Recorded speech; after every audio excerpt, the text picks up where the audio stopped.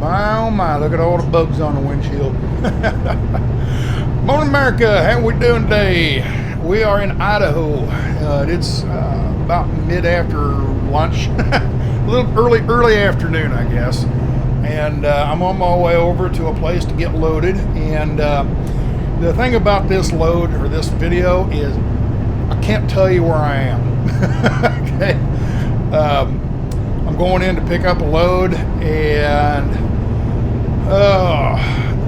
one of the have you noticed I've not been making a lot of videos lately?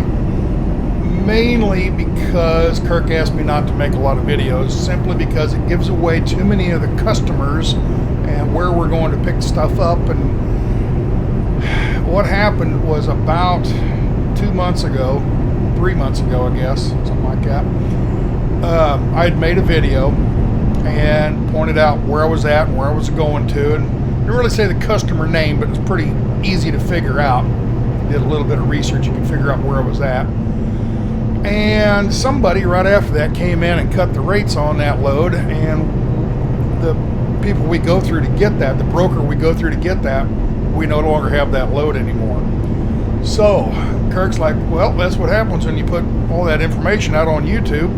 Somebody will, maybe not just your casual viewer, but some truck driver that's watching this video will say, hey, there's a customer right over there. I can go over and pick up a load from them, and I cut the rate a little bit, and I'll get to work, So I have not been making a lot of videos.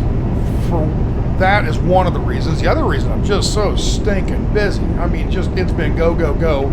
I'm running my tail off this summer. So what I did this morning is I unloaded in Jerome, Idaho, and took about 4 hours to get unloaded. I was there at 7 o'clock this morning, and it took me about 3 hours to get unloaded. Then I had to go get the trailer washed out, the inside of the trailer, get the product washed out of it. And now I'm heading over to this place where I can't tell you where I'm going. I'm in Idaho, I'll give you that much. This is Idaho. And I'm going over to pick up this load, and it's going to Ohio. And that's as much as I can tell you about where I'm going and where I'm picking up and where I'm going, just to protect the route, the runs. Trucking, it's a cutthroat business nowadays. So anyway, we're in Idaho out here, and it's getting fall. This is I'm editing this video today, but I actually filmed this about 2 weeks ago. And wait a minute, Stan, you said you were too busy trucking and everything. You didn't have time to edit. Well, I'm at home right now, down here in Texas. I'm over at Pam's house helping take care of her. She had some surgery, and I'm help her get up and around and move and whatever. So I'm sitting here, and I knew I was heading this way, so I went ahead and filmed a bunch of stuff. So now I'm at home, I can edit it. So, all right, so we're on a highway in Idaho. I'm in Texas editing a video right now for you guys to watch. But anyway, I loaded this. This was on a Monday morning. About Monday afternoon is when you're seeing this. It's about noon or 1 o'clock, something like that. And look at them pinnacles up there. Isn't that pretty? It's starting to get fall. The trees are starting to change. The colors are changing and everything, and it's cooling off a little bit. It's not the dead dog days of summer, except down here in Texas. It's 90 degrees today. But anyway, up here it's been like 50 and 65 during the day, and 40 at night and that kind of stuff. It's been real pleasant weather. So anyway, we're coming into this town, and I can't tell you where I'm at, and I've tried to go through all these shots and take out highway signs and all that kind of stuff, so you guys can't figure out where I'm at. And there'll be that one person that recognizes the town. They'll say, hey, I live right down the road from here. Well, keep your mouth shut. So anyway, we're coming into town here. On the other side of town is where we're heading. We're picking up a type of grain, and we're going to be taking it over to Ohio. And what else? 34? Yep, doing 34. It's 35 mile an hour, and it's 34 mile an hour in a 35 zone. So there you go. So as I was coming through town, I had to cut out one of the little gas stations because it had the name of the town on it. So I didn't want to have all that on there. So there you go. We're being Mr. Covert today. What do you think? All right, right up ahead. You can ride way up ahead there. You can see it. And the next shot here, we'll be able to see it pretty well. There's one of the bends, and there's the elevator on the left, and there's a few more bends. That's where we're going. We're going to go in there and load. Now, we're up in Idaho, and this beautiful little valley was settled, I believe, by Mormons. You know, a lot of the Mormons came out into the Utah area. Well, they're up in Idaho too and everything, and this is a heavy Mormon area. And this is one of their places. And for a grain place, look how clean this place is. It's just, these people really take care of their stuff. Now, they do different. It's not corn, it's not wheat, it's not Milo like what Kirk does. They do a lot of different kind of stuff here. Smaller crops, whereas the corn and the wheat crops are, you know, over many states. The stuff they grow here is kind of small, and it takes a particular climate to grow it. And I can't tell you what it is. We're going to go look at it. Maybe some of you can look at it and you know what it is, but most people will not know. Even if I told you, you wouldn't know what that is. But anyway, kind of looks like wheat in a way. Kind of looks like wheat, a little darker than wheat. And the front bin is loaded. You can see it kind of piling up here. And now I'm pulling the truck forward. You can see him on the right there. I'm looking in my passenger mirror. I can see him telling me when to stop. All right. There, he's telling me to shut her down. Okay, so now we're going to fill up this back hopper. So, real quick, I'm going to walk around this place and show you a little bit of it. I don't want to get too detailed into their stuff, but anyway, farmers come in, and that's the scale. On the other end of that scale there, where the door opening is, there's the bin where they unload into, and then they come in here and they use this machine. Right there's a cleaner machine, and they clean out all the foreign material, the sticks and the grain that is not the grain that they're looking for, all the little seeds that don't belong in there, and they bag it up into these gaylords, and they'll ship it out that shipping dock right there on the right.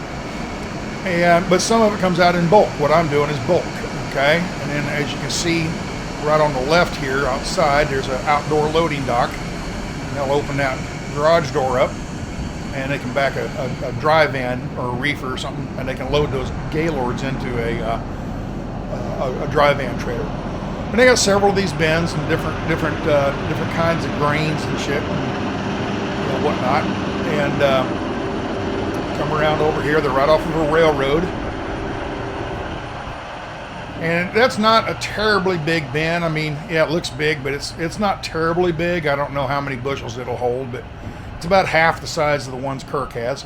Kirk has four pretty good sized bins back at his place in Kansas, but this place has probably 20 bins altogether, but they're smaller. You know, like I said, the volume isn't there for what they're making. There isn't that much volume involved, so.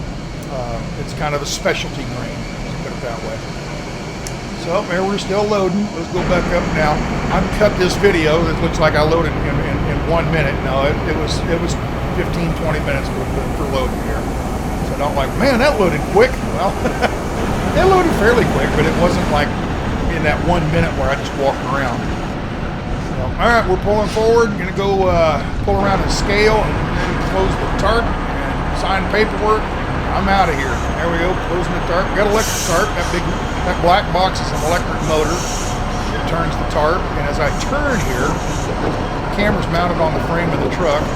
So as I turn, you'll be able to see the side of the trailer here. See how it rolls now? Watch that tarp. Watch it. Now see how it rolls up underneath? It crawls up underneath that lip.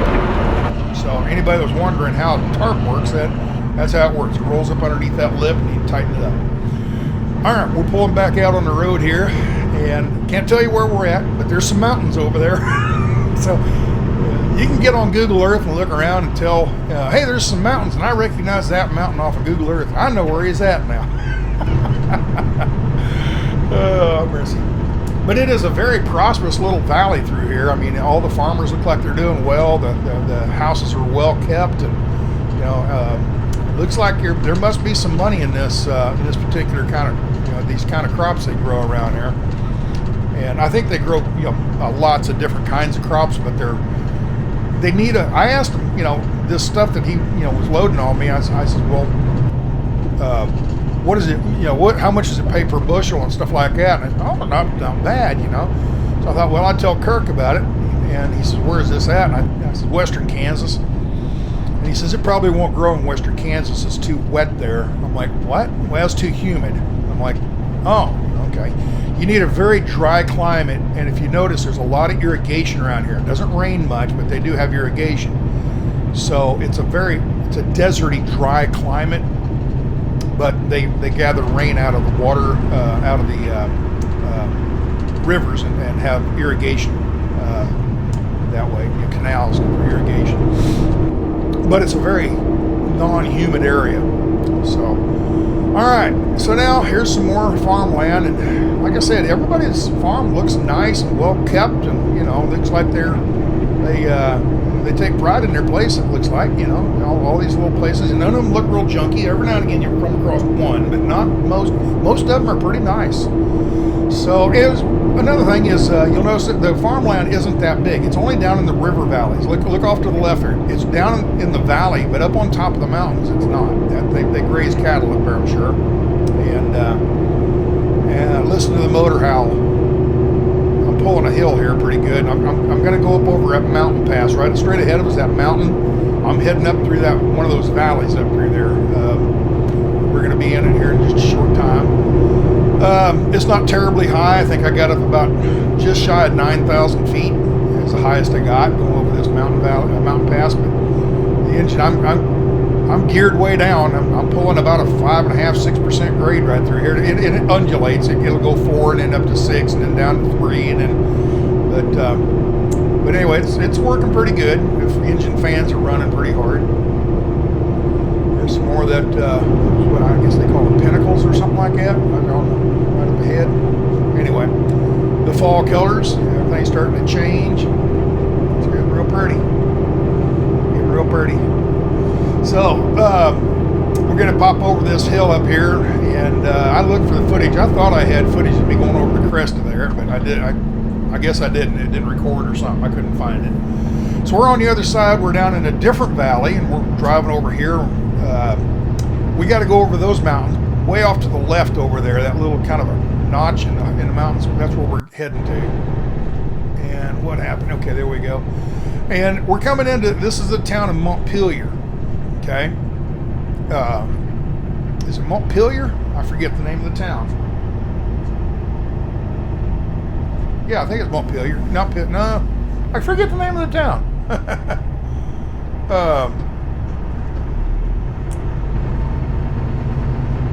Oh, doggone, I can't remember the name of this town. I think it's Montpelier, but something like that.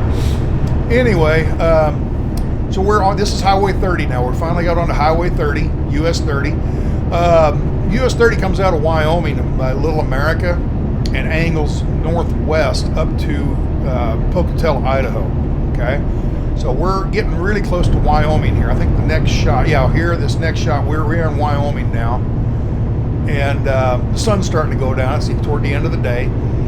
And we're not going to have very many more shots here. And the sun's going down, and I am going to be over in Laramie tomorrow. Okay? Oh, here we are. This is Laramie the next day. I pulled into the Petro at Laramie and spent the night. Woke up this morning because I drove until about 1 or 2 in the morning. Here it is. It's almost like 11 o'clock now before I can actually get to rolling because of my logbook. I have to take a 10-hour break because of that electronic logbook. So it's damn near noon before I even get to rolling. And here's coming around the curve here in Laramie, Wyoming. And I always wondered, these lights flashing, it's because they're LEDs and they're flashing, and my camera is picking up like they're flashing, but when you look at them, they're not flashing. So it's part of the camera frame rate and the LEDs. So we're driving through this construction here. We're in Nebraska now. This is real flat. This is what a lot of Nebraska looks like going across Interstate 80. Granted, not all of Nebraska looks like this, but we're running right along the Platte River. in Nebraska, and it's super flat. And I think as I was coming across here, I've set my instant fuel mileage. I've set my instant fuel mileage, and I'm getting somewhere in the range of about 9 miles a gallon driving across here. Now, granted, it's downhill too, ever so slightly, because the river is heading east. We're heading east, and the river's heading east. Now, right behind this truck, look at the mile marker, right there. It's 355, so we're getting pretty close to Lincoln, Nebraska now. I didn't film a whole lot across there because this is pretty much what it looks like all the way across Nebraska. And then here we are, we're finally out of Nebraska, we're down in Missouri, heading down Interstate 29 in Missouri. We're heading down to St. Joe, and then we're going to catch 36. And this is the end of this video. This is part one of this two-part video. The next video will be coming out of Cameron, Missouri, and we're going to run 36 across. And Stan, why didn't you just stay up on 80? Well, scales and toll roads. This way there's no scales and no tolls. So I can go down this way, and 36 is a good road all the way across there, and just don't have a lot less traffic, everything. You know, it's just a good run across there. So anyway, tomorrow we'll see you on the next video coming out of Cameron, Missouri, heading over to Ohio. Y'all be good. Adios.